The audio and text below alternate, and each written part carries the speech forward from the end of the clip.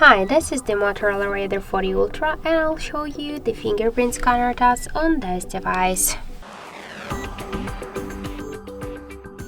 So I just set up my fingerprint to the scanner on the power key button, and now I'll make a couple of tries to unlock the device with my fingerprint, and we'll see how fast this option is and does it works. So let's start.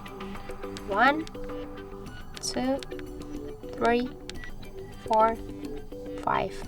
So as we could see, the fingerprint scanner was here fast and correct, and we just unlocked the device successfully without any problems.